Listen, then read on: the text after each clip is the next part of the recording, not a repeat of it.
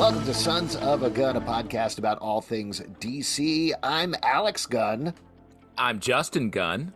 And I'm Pete. Also, last name Gunn. And Gunn, yep. Important to mention, for legal reasons, we're not allowed to say who our father is, but we are identical triplets, and we love the DC universe, totally unrelated for our dad. Wink, wink.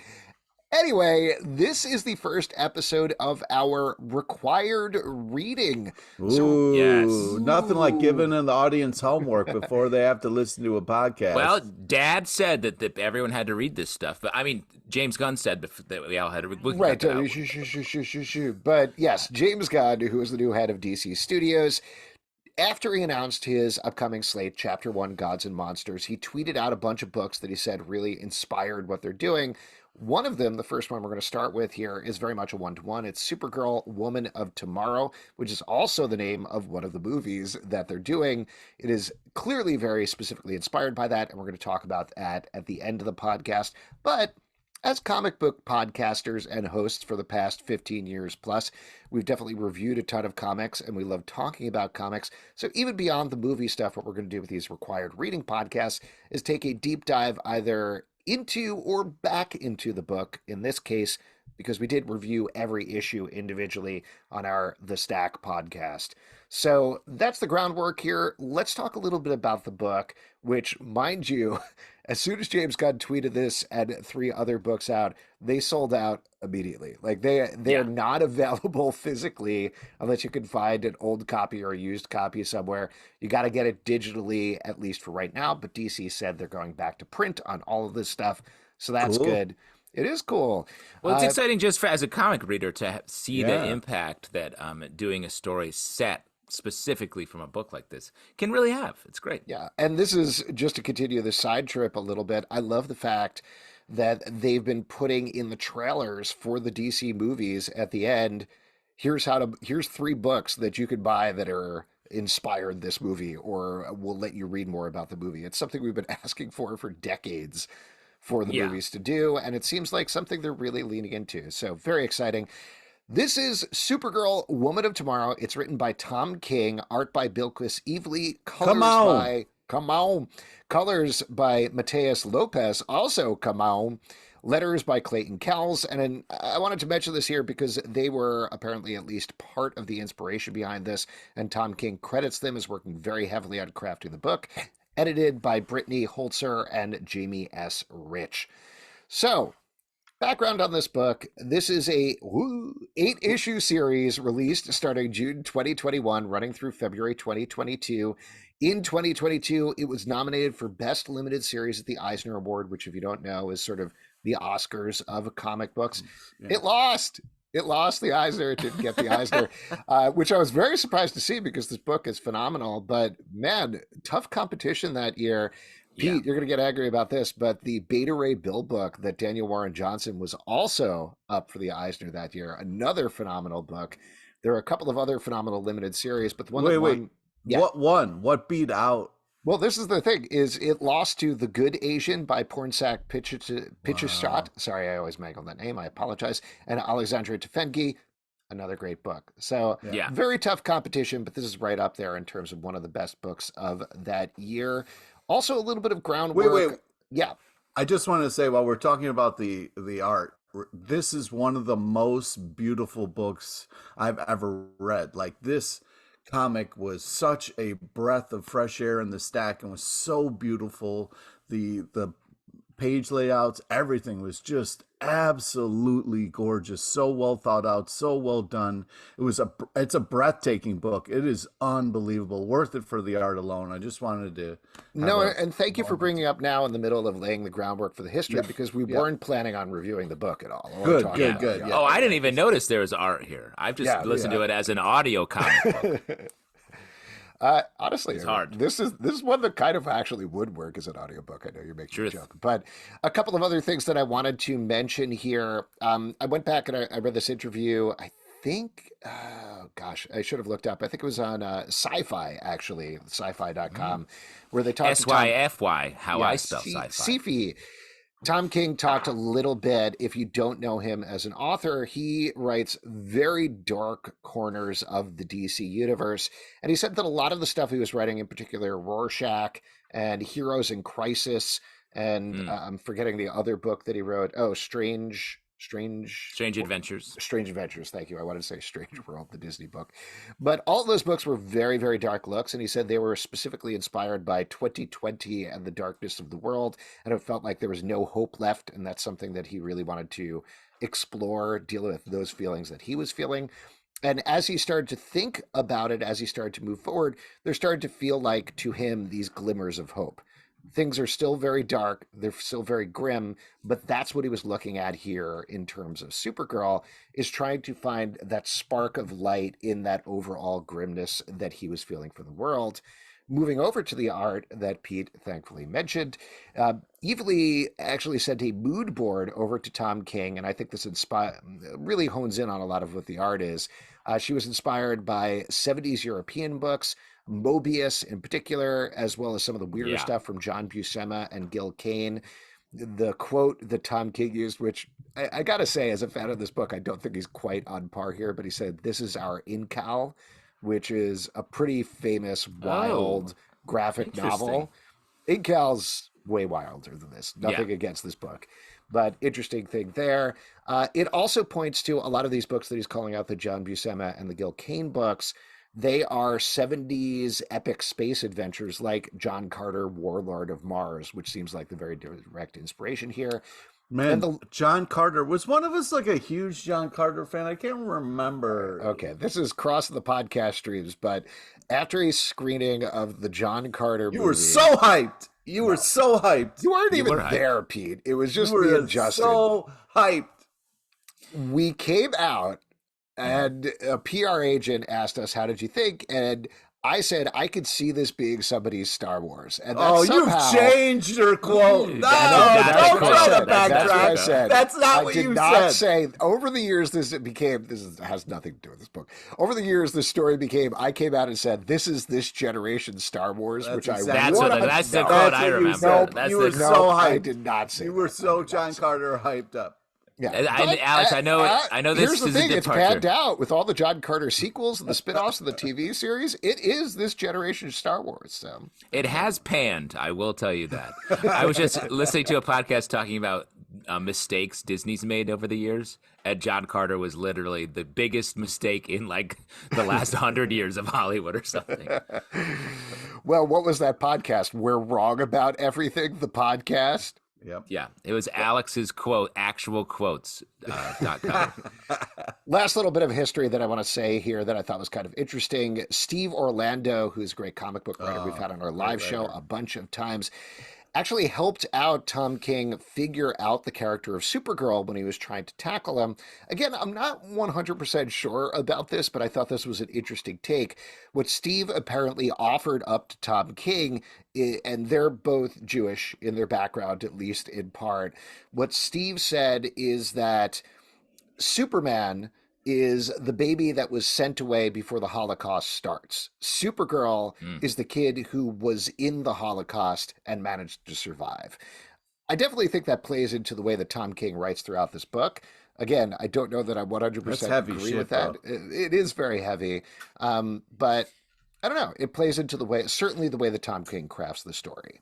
Well, and I don't think that's used so like one-to-one as that type of sort of tragic scar on her that is really like present the whole time. But it's definitely an undertone, and you see some flashes throughout the series of her dealing with the trauma. I think when the series starts, we pick up with her sort of in her cups, as they say, having some drinks, being sad about her lost family, lost planet, everything. And I think that this like melancholy she has throughout the series is very much rooted in that, I think. Well, and it definitely plays into, I think it's the 7th issue when we finally get quote unquote Supergirl's origin, which shows her Argo City surviving after the explosion of Krypton, dying from radiation poisoning, and her just looking out at this destruction, trying to save what she can. So that definitely plays in there. And I think that segues us nicely into the plot. Just to give you a broad overview of the plot, it is narrated by this new character called Ruthye.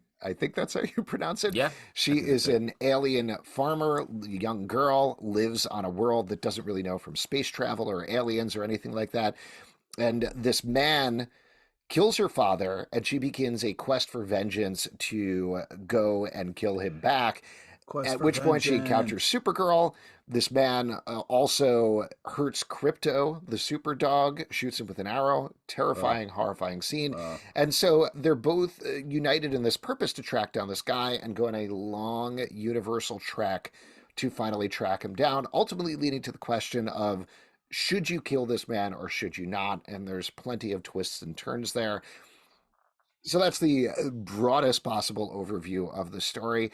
Now, let's talk about it. We, like I said, reviewed every issue individually on the stack. I think Pete, I know, has some qualms about it, but I think overall we loved the series and we loved the direction of the series and loved aspects of the series. But particularly revisiting it now, what struck you, what jumped out at you, but not the art because we've already talked about the oh, art. come on, man.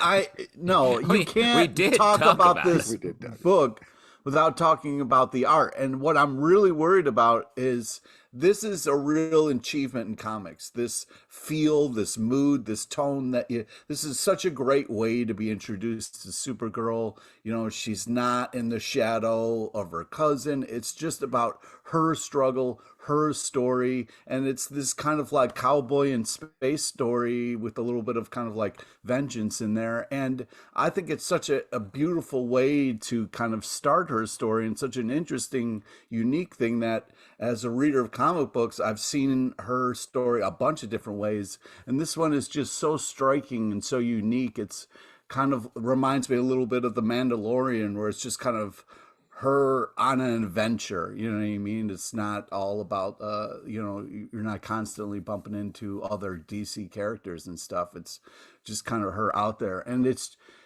just such a beautiful, the, just the, I'm really worried about what they're going to do when they translate this, because Well, the hold on. comic is I'm an going to cut you achievement. off there. Yeah, yeah, I know, Jump but I ahead just of wanted you. to see. Yeah, yeah, No, I no, just no. wanted. I 100% agree with you, and we'll get to that more towards the end. I mean, one note that I'll throw out just because it's coming up, when they did announce the movie, they were like, Tom King's incredible story. And I was like, yo, Yeah, Bilquis Evely is not yeah. just 50% of this. She's like 60, 70%, something I'd like say that. 80. Yeah.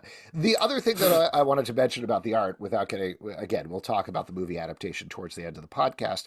But what really struck me this time was the colors by Matheus Lopes that are Yeah. phenomenal throughout. The art is absolutely beautiful, but the way the colors pop and make these different alien landscapes feel unique from each other Yeah, is stunning. There's such an these achievement. washes of pages, these layouts that are just double pages spreads. I'm thinking of one. By the way, I probably should have mentioned we're going to get into heavy spoilers for the book. So if you haven't read it, skip this part, go to the movie stuff if you want to go to that talk. But we're definitely going to talk about every aspect.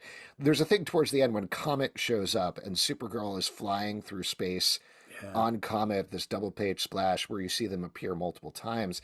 And that's a beautiful image of it itself. But Comet and Supergirl are so tiny on this page in places, it's mostly up to Lopez's colors to make everything pop and make that composition work. And it really does.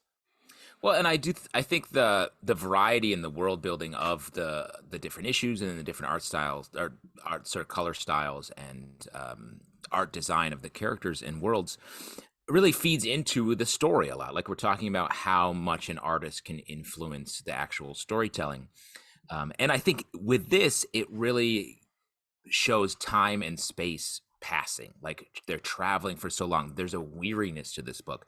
yeah. Supergirl is already always portrayed as this bright, young, innocent hero who's like just there to save the day. And we don't get into a lot of this painful backstory or the fact that she has to be bright and shiny despite the fact that she's facing just waves and waves of evil all the time. And I think the art really helps to tell that side of the story.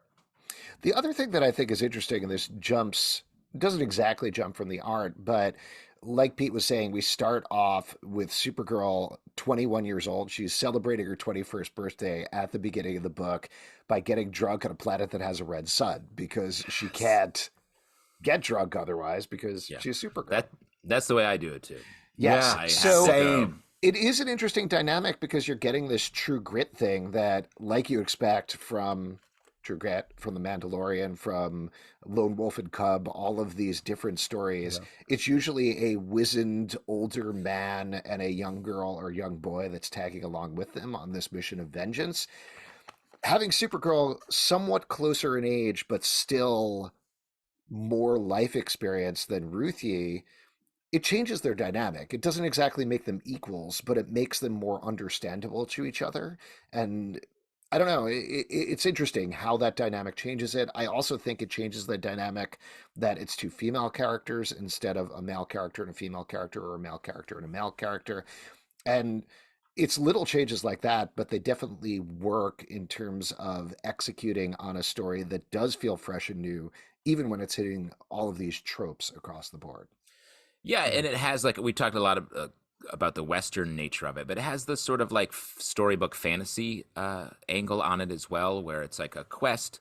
They wander. It's except it has the modern take that they're constantly underestimated. Supergirl's like, oh, who cares about you? Or I've heard about you, and then she has to like kick ass over and over again to prove that who she is, and that she has faced all of this before and is back here again, trying to help out the situation, but dealing with just horrible. There are so many issues in this where it's just encounters horrifying tragedy that she has to swallow and then find a way to move on from. One other interesting emotional thread that I think goes through the entire book is there are no easy answers. We ultimately Yeah. find out at the end of the book that a lot of this journey, Supergirl didn't really need to go on. She needed Ruthye to identify the face of the guy that they were looking for, but Crypto, who you're worried about the entire length of the book, Yeah. is fine. She reveals Yeah. that as a little twist at the end, that Crypto is okay. But what she was trying to do was teach Ruthye that you don't kill, and that is not a thing you do, and that is not a thing you should do. But she knew she could only learn by example. So they end up in all of these situations where that's challenged. And I do think that gets to the heart of a big difference between how Tom King is treating Supergirl here versus Superman, where Superman is just this very earnest, I always do the right thing no matter what, except in cinema when I'm snapping people's necks. Yeah. But in comics, Nah. I'm always doing the right thing. I always maybe don't know immediately the right thing to do, but I always figure it out.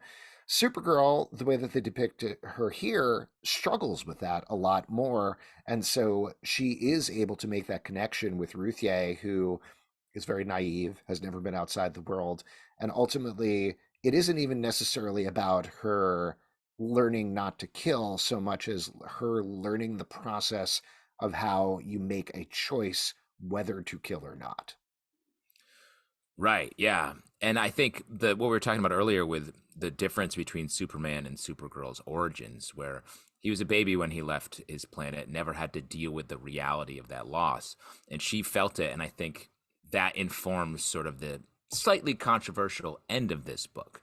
Like, I think another aspect of this story is it's about holding pain. She's holding her pain. There's a lot of talk in here about how, hey, Supergirl was in pain for her whole life, basically. And it's hard to read that. It influences the way you look at every Supergirl story, not just this one. So she has her own pain, and then she is taking on the pain of others, Ruthye, all these other different alien species they encounter. And it's about how that wears down your ability to make the choice that you're talking about, Alex. I do want to ask about one particular scene on that note. As they're traveling to these various alien planets, sorry, I forgot to write it down. What is the name of the villain in the book? Clem. Clem, thank you. So Clem starts as this guy who is just a lone bad guy, lone villain, and then ultimately he falls in with these brigands, these thieves who are completely overpowered pirates, to the point that the final fight against Supergirl in the last two issues, they're able to take her down for a good portion of time. So he's a legitimate threat to her, which is surprising coming from somebody that doesn't necessarily have superpowers. But they stop on a planet where one of the brigands has been caught. They're following along sort of the path of destruction, excuse me, that these brigands have caused. And this planet is punishing this brigand by essentially stoning him to death, but just piling stones on him until he dies. And Ruthye and Supergirl are watching them, and Ruthye says something to the effect of, I thought you were going to stop them. And Supergirl says, now, why would you think that? Now, Supergirl clearly is letting this person die. What do you think about that moment? What do you take away from that moment? Well, I mean, there's a couple things that first pop. Sorry, real quick. It was Crem, not Clem. Crem. I was wrong. Okay. Crem. I was like Clem. It sounds a little too. But anyways, the first thing that kind of pops into my head is what's interesting is Supergirl's reaction to that. You know what I mean? Because we're all kind of thinking like, what's Supergirl going to do here? You know?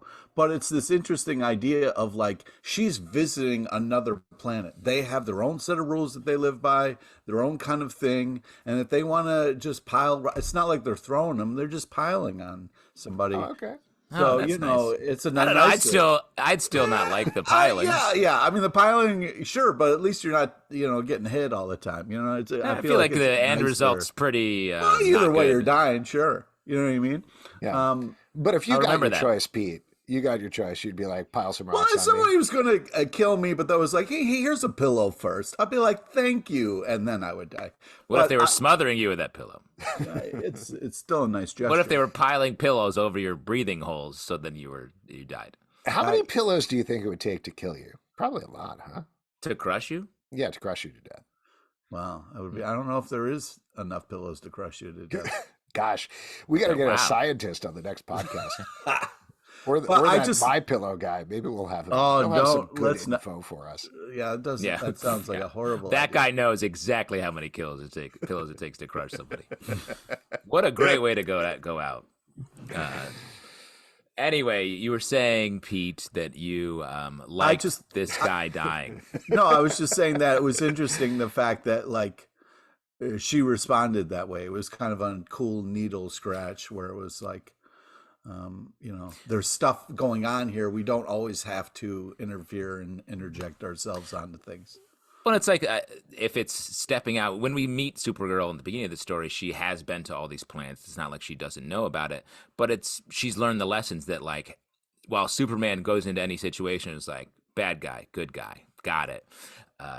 Her here, she's like, it's not as cut and dry in that this person may have committed a crime and this is his punishment. This is what justice is on this planet. Right. It's not my job to save every life and it directly informs, like Ruthye's like, I'm going to kill Creme of the Yellow Hills, no problem, as soon as I get my hands on him from the jump. And it's about, like you said, Alex, she's teaching her that lesson throughout the course of this, and this is a huge part of that lesson. Yeah, that was the thing that I was going to bring up is at the end of the book, Supergirl actually is the one who steps up and is going to kill Creme, or seemingly going to kill Creme, and Ruthye stops her. So you could draw a direct line from that moment where Ruthye is disturbed by Supergirl's behavior, where they're stoning this guy to death, and ultimately make the decision to spare Creme, at least in that moment. So I think there's an interesting connection there. I do want to talk about one of my favorite issues, though, which is the Mordru Globe issue. They finally catch up to Creme on a lava flow, and he's got an ace in the hole, which Superman, Supergirl, all the Kryptonians, they have a weakness to magic. So he pulls out this magic globe called the Mordru Globe that sucks Supergirl and Ruthye in and sends her to a planet that has a green kryptonite sun, I believe. It is full of monsters and a very tempting oasis that they want to ignore. And this is another very specific contrast point between Superman and Supergirl, where we find out Superman was also stranded on this world. He was eventually rescued by the Justice League, and the amount of time he was there was 45 minutes. On the other hand, Supergirl, it doesn't have anybody coming to rescue her. She has to survive there for 10 hours with only Ruthye and a sword, and she can't do anything. Well, I think you bring up a good point. You can try to ignore Oasis as much as you can, but I mean, they got some hits, you know what I mean? And eventually you're going to be listening to the radio, and it's like, you can try to ignore Oasis for as long as you want, but it's going to creep in, you know? Yeah. If they were playing a You're concert, I don't care how many monsters there were. I'm there, man. Wow. Yeah, that's what I assume when I'm lost in the desert. I just hope there's an Oasis cover Well, band playing. after all, there's a Wonderwall. You know what I'm talking about? Yeah, Oh, exactly. wow. Yeah. Strong. Great. Remember when they were like, everyone's like, they're cool, they're good, they're the new Beatles, and then What? one Nobody of the said that. people lots said of that. people said that. Yeah. No Then way. one of the Gallagher brothers was like, yeah, I actually think I'm the reincarnated John Lennon. Everyone was like, yo, dude, cool. Back it off. Yeah. What did you guys think about this issue? Did you like this one as much as I did?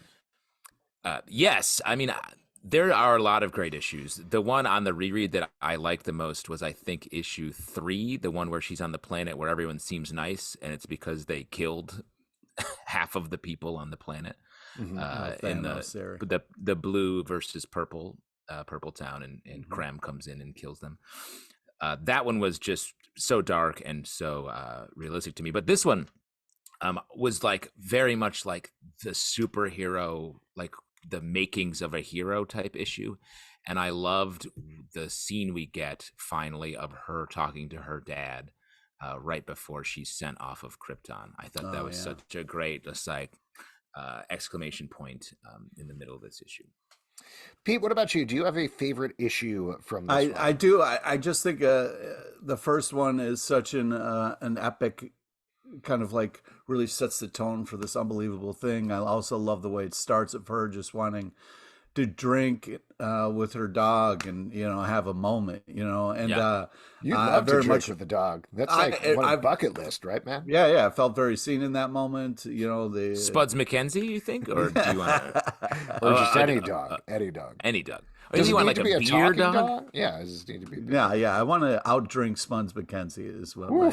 Yeah, but anyways, I just think that the start of this was such a mind-blowing kind of different look at Supergirl in such a great way that I thought the start of this was such a cool epic idea that if you don't have a good start to something, it's not going to happen. So I was just really impressed with what they were able to accomplish in that first issue and setting up this unbelievable thing that we're still talking about to this day and is now going to maybe become a movie. So, well, hold your horses there. I do want to ask you in the opposite direction, though, Pete, because I know, first of all, you're probably nowhere near as big of a Tom King fanboy as me and Justin. You certainly been much more critical of his work. And you did express earlier before we were on here some reservations about the story as a whole. What are those? What are your concerns there? What are the things that don't quite work for you? Well, I just think sometimes Tom King's storytelling and withholding information and having this kind of melancholy grief, things aren't good, depressing kind of mood sometimes can be a tough way to kind of get people on board and to kind of like, I don't want to be depressed for 2 hours. Why am I going to see this? So that was some of my initial concerns. And and also like the way Tom King unfolds information can sometimes be frustrating because it's not, we know, and the character is going to catch up to us. We're all learning together. And sometimes that can be a little tough. Well, I feel like this one, there's less of that coyness. I feel like we're really riding along with Supergirl the entire time. We're not withheld what's happening. It's very much an adventure story that we're along the ride for. But I will say there is definitely that melancholy that you feel throughout this, and sort of an inevitability of evil. Like, yeah, we're never going to beat evil, everyday evil. But at the end of the day, it's like it's still worth pushing back against it. And Supergirl, embodies that, despite her world weariness. She bodies evil. She bodies evil. Just to throw it out there, we've talked about this before on other podcasts and things. I think part of it is you look at comics as an escape, right? You want that aspirational, heroic aspect where they win no matter what. And a lot of what Tom King is dealing with, like we talked about at the beginning here, is the hopelessness of the past couple of years. And like Justin was getting at, there is that glimmer there because Supergirl ultimately does, up to a point, and then we should probably talk about the ending of this book, up to a point, inspire Ruthye and inspire other people to do better, and certainly tries to do better herself. and fight against her own darkness, but that's still there. Like you're saying, there is melancholy is a great word for it running throughout the entire book. There's the sadness, there's the sparseness in Bilquis Evely's art. It's all going on there. Yeah, it's so good. Let's talk about the ending. And you've already been spoiled about the book, if in case you're listening, but definitely turn away here. So the whole book is a book that Ruthye has written about this, and in her book, she ends it with Supergirl killing Krem. That's not actually what happens. They stop from killing Krem, and as we find out at the end, he has been banished to the Phantom Zone. Supergirl comes back years later when Ruthye is an old woman to release him from the Phantom Zone, where she knows he's been trapped for hundreds of years and ultimately repented his sins, become a better person, even though he's a scraggly old man at this point. He comes out and begs Ruthye for forgiveness, and in the last page that mirrors the artistic layout of the first page where Krem killed Ruthye's father, we see Ruthye smack him to death with a cane as Supergirl looks on seemingly surprised, and then they walk off in opposite directions. So Justin, sounds like you feel like this is a controversial ending. What do you take away from this, and how do you feel about it? Well, I think it's controversial, not necessarily to me, but I think other people were like, Supergirl basically let that killing happen. And I thought we had established that justice here was not killing him, but putting him away for all that time. Yeah, it's almost like killing him twice. Like he had to do the sentence in the Phantom Zone, and then he got kind of like caned to death. It was like one of those would have been. Just real quick, would you rather be caned to death or crushed with a billion pillows? Pete? Billion pillows all day. Okay. Really? Yeah. What if the cane was really soft? Like a really Still going pillows, man. I'm still going like pillows. a feather cane. Smacked for 30 years with a nice soft cane until you die. Isn't that what life is? Isn't that what life is? Yeah, sometimes the cane's not so soft. But I do think like the lesson here was like the punishment needs to fit the crime, and if he, as much as he had to reform, and as much as maybe he did reform when he was in the Phantom Zone, Ruthye had all this time to sort of move past it. And I think the point we're left with here is that Ruthye wasn't able to move past it. So that meant the crime was not satisfied in its punishment. If she couldn't move past it, then he needed to have a final judgment. And I'm not saying that's right, but I think that's the idea here. And so just like Supergirl let the justice be carried out on the planet as it was, that's why she didn't intercede here, because she's like, it's not my justice. This is the justice between them. The crime was between them. The justice is between them. And she's there sort of like a steward almost. She taught the lesson, and now she's here to see the lesson paid off.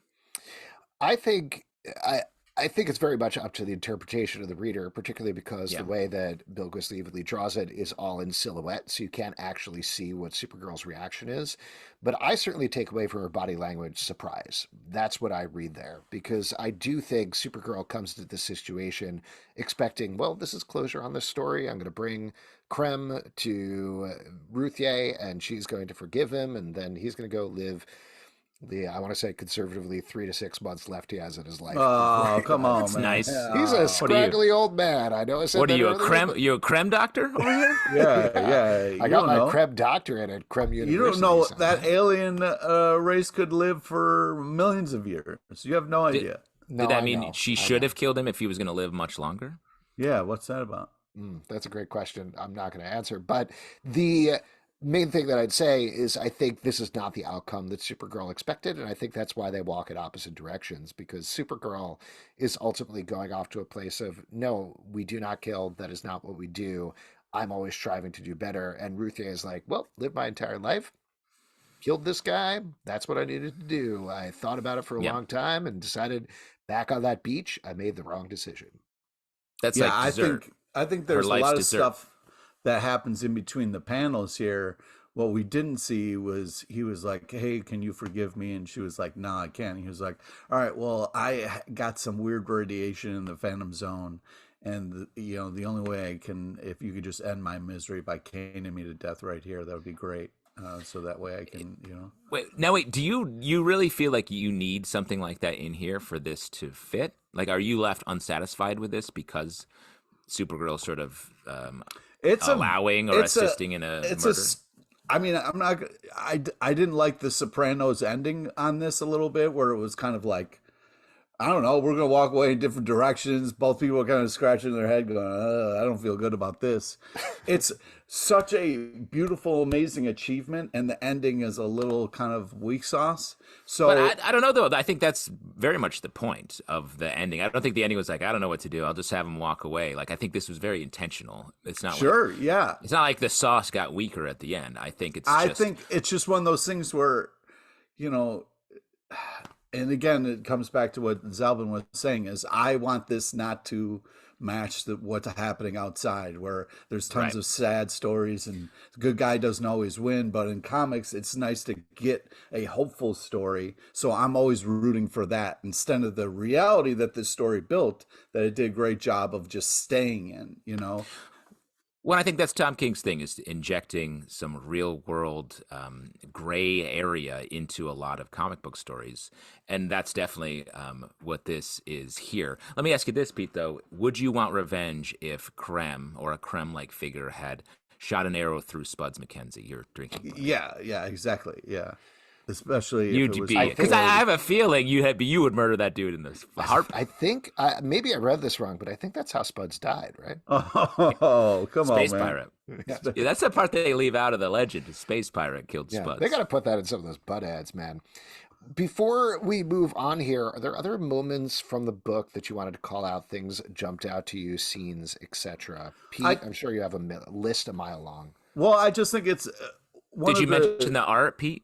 Yeah, I got it. Don't worry, I'm Did getting he? to I'll it. rewind the podcast real quick just to check because It's one of those things where flashbacks and stuff can be done well, can be done not so well. I was really impressed with the way that they kind of did this, where we got to see parts of her life and the coloring and the choices that they made. So I was really impressed with that in this book, and yeah, I feel like there are a ton of different ways to tell stories, but the way that they kind of leaned into the art and the coloring to set this mood and tone that wasn't a Supergirl story that we've seen before. We got a lot of new information in this story. Also, there was just it showed her being a badass in a way that wasn't as bright and as kind of like, I'm bulletproof and an alien, you know, like we felt her pain, we felt her struggle, we felt these things, and it felt very human. It didn't feel very alien to me, and it was really successfully done and really impressive. One other observation I had coming out of rereading this was it's very much like an American folktale, sort of like your John Henry or Paul Bunyan, like where, and she even says in the first issue, right when we meet her, like truth, justice, in the American way. And I thought that line stuck out a little bit, and it felt very purposeful.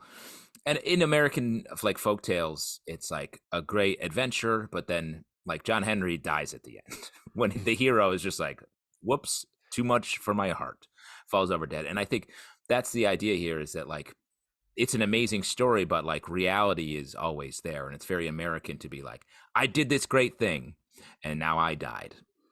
So like it has that, it's tinged with that. And I think that's, you don't see that in a lot of superhero storytelling. So I think that's great. And I'm curious how they will translate that darkness, that melancholy to the screen. Now, are you curious or scared? Well, hold on. Not scared. Before we get there, I just want to kind of wrap up talking about the book a little bit. One observation that I wanted to throw out there that I really appreciated during this read through is the idea that the universe is bigger than one character. And what I mean by that is a lot of books will have Superman going through a story, and the villain of the story is very tied towards Superman, and it's very focused on Superman, and everything is Superman, Superman, Superman, Superman. This definitely ties into the emotional and other themes of the characters Supergirl and Ruthye as they go through these adventures, but it definitely clearly implies and outright states a point. There's a lot of other things going on. You know, they all tie into their story, but there's a point at the end when Ruthye is talking about, now I gotta take a break from the narrative here because I wasn't actually on this ship when Supergirl was fighting these brigands, so I need to go off other people's descriptions. And she talks about another book that was entirely about this moment. And that really struck me, the idea that, of course, in a realistic universe where all this DC stuff is happening, it's not like everybody's like, what's going on Earth? Let's read Superman 1 to 82 to find out. There's a lot of things going on in a lot of places, and a lot of people will be writing in a lot of different ways. And I don't know, it's just a little detail that makes the world feel bigger that I really, really liked quite a bit. Yeah, I agreed. did want to throw out one more thing about the comic to you guys as a question, as a discussion question here, if you will, in classic book club fashion. What Comic book club. does the title mean? Supergirl, Woman of Tomorrow. What does it mean? How does it tie into the themes of the book? I think that's a great question. I was thinking about this because it's very much a bright, shiny, like Disneyland title for a book that is not that at all. And I think it's about sort of really giving us a starting point with the character to be like, Supergirl, she's this bright, shiny woman of tomorrow. So that gives us something to undercut right from the jump of the story. And I like that as a way of putting a flag in and giving us a true beginning to really get this story going. To me, it kind of sets up this thing of her growing as a person, as a an alien. I shouldn't, Thanks for into clarifying. a woman of tomorrow, as far as like, just their trials and tribulations, like this kind of growth that we all go through, hopefully becoming something better tomorrow, so it is hopeful, which is completely the opposite, as Justin was saying, as the tone of the book. So it's a weird title to put on such a interesting take on Supergirl. Totally agree with everything you guys are saying. I think, first of all, Tom King, whether he came up with the title or not, has a tendency to come up with these titles that harken back to yesteryear, like Strange Adventures, Woman of Tomorrow. Currently, he's running a book called Danger Street that throws back to the dingbats of Danger Street, forgotten characters by Jack Kirby. So he's always finding these things and then taking a twist on them in some way. Or even Mr. Miracle, that is one of the darkest books he wrote. Oh my and it's God. not really about miracles necessarily so much as the drudgery of day to day. So here, yeah, I think it's giving that sense because you do have this adventure book. It is ironic at the same time because it's playing against the actual content of the book. And Pete, I think you're actually totally right as well in terms of that's what Supergirl is telling Ruthye to do. She's like, think about tomorrow, think about the next day. Don't Yeah. think about like, this is vengeance on my mind and this is all I have right now. But what are the repercussions here? What's going to happen next? What does that mean for me? So great title, I think, when you really think about it. Why don't Yeah. we turn to the topic that Pete has been champing at the bit to talk about the whole time? So we know that in some sense they're going to be doing an adaptation of this book in the new DC studios. Now the little asterisk there is they've talked about all these projects can change, so maybe this will happen, maybe not. But considering Tom King is part of the brain trust here in DC studios, there's a good chance they're going to push forward in some way. So wanted to read through real quick from Variety what they wrote about this movie, just so we have groundwork in terms of what they're talking about. This Yeah. is directly from the Variety article where they announced the DC Studios stuff based on King's comic run of the same title, leaving out Bilquis Evely, from 2021 and 2022. Woman of Tomorrow features Superman's cousin Kara Zor-El, who, as Gunn explained, quote, is a very different type of Supergirl. And then this continues that quote. We see the difference between Superman, who was sent to Earth and raised by loving parents from the time he's an infant, versus Supergirl, who was raised on a rock chip off of Krypton and watched everyone around her die and be killed in terrible ways for the first 14 years of her life. Gunn called this Supergirl, quote, much more hardcore, though King's series also involves Krypto, the superdog. So, Wow. yes, Nice. that was Wow. Variety adding Put a that little stuff something on but the end there. Jeez. yes, Krypto's pretty hardcore, man. I'm just going to throw it Yeah. out there. Oh, definitely. Pete, let's finally get to it because we've been talking about this book for a while, and I know this is the main thing you wanted to talk about. What are your reservations with this movie? What are you concerned about, and what are you potentially looking forward to? Well, here's the thing. A lot of times when you spring off of something that's already a successful comic, there is kind of two ways you can go, right? You can be very faithful to the comic and bring that comic to life, or you can kind of use that as inspiration and make different choices, but trying to stay true a little bit to what the seed of the idea is. And what I'm worried about is something that I love and then pay money to go see on the big screen. I'm going to be like, what? How is this related to this? Because the feel when you start reading this story, it's so different, so unique, so beautiful and haunting in a lot of different ways that if you're not giving me that same feeling, I might be very upset by that. So I'm very upset that they are going to try to take something and put it in a 2-hour movie and focus on the fact that Supergirl's hardcore now and not do justice to this beautiful story. I really want the same colors, the same kind of Wow. epic, like this is such an achievement in comics. Anything less than that on screen is going to be a little disappointing. And I also think that uh, the fact that it's a movie instead of a TV show is a mistake, is a little bit of a misstep, because I feel like an episodic would be a really cool way to really kind of explore a lot of the tones in this book. That was definitely something that struck me during this read through, knowing that they're adapting it to a movie. And this is to Tom King and the team's credit, is they lead into the singular issue nature of the comic book. Each issue, maybe with the exception of the last two, but even those somewhat, feel like their own individual issue, their own individual adventure, part of this bigger story. And they are really fleshed out stories. For anybody who doesn't regularly read comic books but is listening to this, that's a rarity. Most comics Yeah. feel like here's the first 5 minutes and then here's the next 5 minutes, and we're kind of keep going there. So that's the way it should be, but it doesn't really happen that often. So I definitely felt that, Pete. I felt like they're going to have to figure out a way, if this is a movie, to excise some of this information, figure out how to smooth over other stuff. Before I keep going here, though, Justin, it looks like you disagree. I have an alternate take. I'm very Okay. excited. I think this is an excellent movie. And think about the structure of like an Indiana Jones movie. And I think there's a very much an adventure story where you start someplace, are given a quest, and you get to follow it on, half a dozen different places where Indy has to accomplish tasks and move through to find the inevitable end. I think you could make a movie just like that for this, and each issue, or not, maybe they'd have to cut one or two or combine a couple, something like that, but each one becomes a big set piece where we are teaching this lesson to the Ruthye character, building toward the inevitable end. Like, I think there's a really, especially with Tom King on the team and James Gunn seemingly invested in this particular story to recommend it in the initial announcement, that they're going to do a pretty faithful translation of this story, and I think really land on something that we can all get behind. I love it as a movie. With a TV show, I feel like there's a potential to bloat it out a little bit and really sit in these moments when the characters, like, we learn about them over the course. There's not a ton of change that needs to happen. We just need to see them go through things, and that's perfectly tailored to a movie.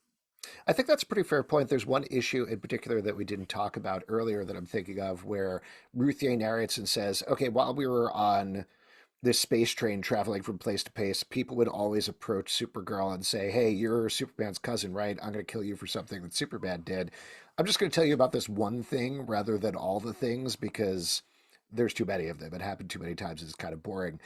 I could see what you're saying with the TV show, where they'd be like, here's an entire episode of that happening, when Ruthye is right. We only need to see it once and we get it. And I think in that issue is just, it's a scene. It's one Mm-hmm. scene where they're on the train, like, and then we've covered that idea, and it plays into the larger story. The trick, I think, is going to be the tone, because this is it's a tone we don't see in a lot of superhero movies, where, like, melancholy. We don't get that. And I think there's a potential here to turn this into John Wick, basically, where like Crypto gets hurt and Supergirl and her sort of sidekick are on a quest to get revenge. And then that's a different movie, and maybe that's a good movie too, but it's a misrepresentation of the comic book that we have here. I will say, continuing this train of thought, I had like a little light bulb go blink in my head while I was reading this book this time, where I realized I think what they're trying to do, and this is really obvious, so I don't know why it took me so long to figure this out. They're trying to show us superhero stuff we've never seen before. Like Yeah. this being a movie, we have never seen two female characters traveling through space on a mission of revenge ever. I can't think of anything that's ever done in TV or movies, and certainly not in superhero movies. And thinking down the rest of the DC Studios slate, it does feel like that pretty much across the board that, oh, this is the sort of movie we haven't seen before. And we've seen a lot of superhero Yeah. movies over the A lot of past decade. similar superhero movies. Exactly. So it feels like to me, if they really can execute on this, they're going to be giving us something different, which is exciting.